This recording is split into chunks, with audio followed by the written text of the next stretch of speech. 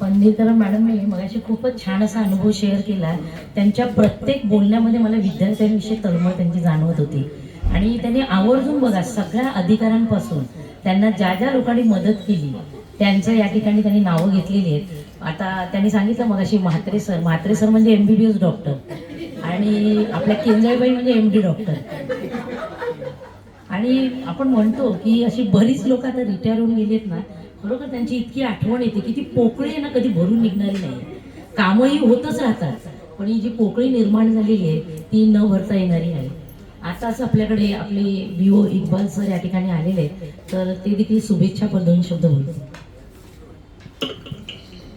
नमस्कार सन्माननीय व्यासपीठ, उपशिक्षण अधिकारी मॅडम आणि माझे गुरु प्रशासक अधिकारी म्हणजे अधीक्षक शाळा परवाडी मॅडम, प्राजक्ता मॅडम आणि खरंच तर आपले वीणा मॅडम, सत्कार मूर्ती.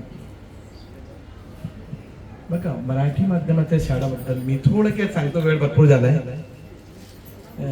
कारण की आपल्या ह्या विभागात मी आलो अगोदर वाढलो होतो मॅडमच्या अंदरमध्ये, त्यानंतर पाहिलं मी बघा म्हणजे एकटा आपल्या शाळेमध्ये एवढे शाळे, कारण की बघा पालकांना कन्व्हिन्स करणे, कारण की आता टेक्नॉलॉजी कशी आहे तुम्हाला माहिती आहे.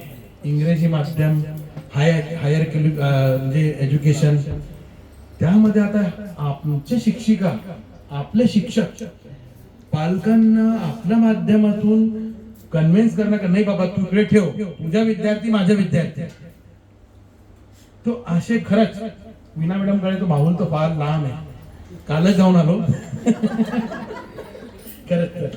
पण खरंच शिक्षिका आपले एवढा एक छोटासा लहान मस्त गावापैकी का सुंदर शाळा खरंच. पण कसं आहे का कोणाची जर बदली झाली नाही सर एवढा लांब कसं तिकडे मला जायचंय का, तिकडचं वातावरण असं आहे तसं भरपूर असं काही पण नाही. काही शिक्षक आपले विद्यार्थी आपला गाव म्हणजे आपल्या विद्यार्थ्यांना कसं आपल्याला घडवायचं आहे काय, तो त्यांच्या वर्गात पण मी पाहिलं खरंच विद्यार्थ्यांच्या सोबत हे करतात.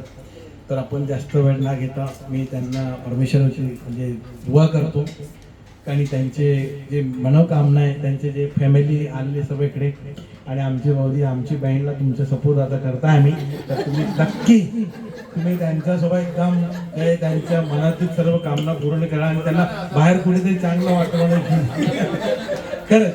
आणि त्यांचे जे फॅमिली मुला मुलगी आले असेल तर तुम्ही बाबा पण त्यांना त्यांच्यावर विशेष लक्ष द्या.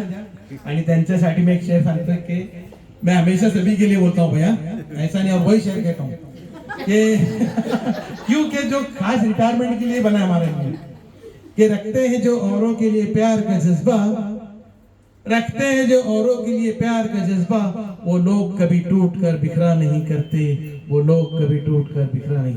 Thank you so much.